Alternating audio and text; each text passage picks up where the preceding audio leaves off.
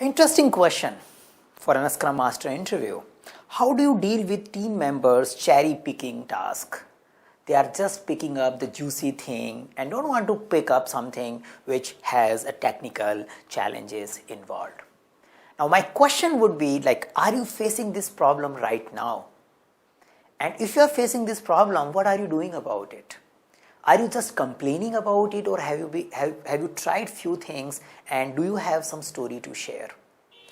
When you are taking this question in an interview, it will be more authentic if you come up with your own stories. And if you are unable to solve this problem till now, I share some of the ideas which may help you to figure out some path, but again, you need to do some experiment and find out how you can get rid of these kind of behavior. The first thing is, in an interview, this might be a trap. This might be a trap to see that are you really behaving, or do you really believe in servant leadership, or do you believe that people are stupid? They just don't want to work and I need to somehow make them work, and this is how the world is. And if you get into that trap, you end up answering, yes, there are times where I need to tell people to do it, and things never move till the time I say that. As you answer it, it shows your real behavior, which is more command and control leadership style. So you need to be aware that don't take the driver's seat. Again, it may vary depending upon the situation you are dealing in. Some exceptional cases, you may end up taking the driver's seat. You may end up playing the game. But as a Scrum Master, that should be your last option. The Scrum Master can train people. He can talk about how the work should be done. The Scrum Master should be coaching people, observing their behavior, and the main thing is Scrum Master should also need to look into his own assumptions. Might be you are thinking people are taking simple work, it might not be truth. So you need to figure it out, what is the fact, and you can ask questions in a retrospective meeting in your coaching session. So you may do some coaching to get rid of these kind of behavior. The another thing which is a primary role of a Scrum Master is creating an environment. Creating a transparent environment where things get exposed. So if I would ask, how are you going to ensure that if somebody does cherry picking, it gets visible to the whole team?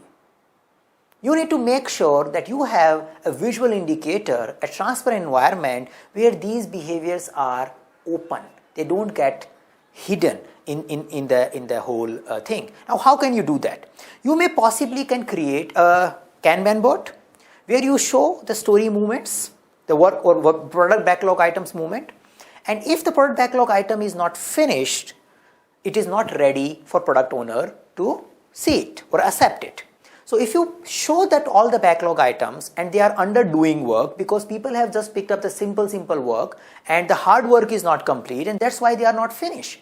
So the possible reflection could be that everything is in work in progress and the PO ready for PO review is blank. So if you can make this visualization clear, then it's very easy to talk about it with the development team that looks like we have too much work in progress. And what should we do? You can ask this question, what should we do in order to take this work in progress towards ready for PO review and towards the done? And in order to take towards the done, you definitely need to do the dirty work. So that's one way of showing the visually to the development team that where they stand and how their work is impacting the overall team performance. The another thing is possibly you can explore is creating a ground rule and working agreement. So if we have a working agreement which clarifies that if somebody has a capacity, what kind of work one should pick up the first. You may have a clarity that if there is a pending defect on our task board, whenever I am done with my current task, the next task I need to pick is the defect, if there is a defect pending. So you can have this agreement done in your development team. You can ask this question to the development team to come up with an agreement and ensure that development team adhere or comply to those agreements. And these agreements helps everybody to organize well and finally gets the work done rather than just doing the juicy thing. So again, you need to ensure that The development team does the work, but you don't have to tell them to do it.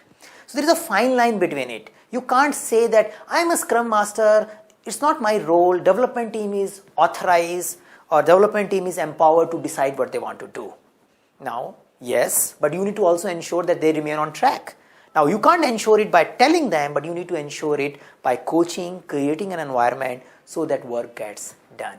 So you are still there, you are in the game, but you are just not playing the game.